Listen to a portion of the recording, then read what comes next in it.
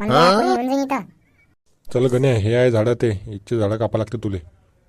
बाडू भाऊ गार्डन तर लय मोठा आहे. मंग्या कोणतरी आलं वाटतं इथं. येऊ दे ना, काय करेन ते.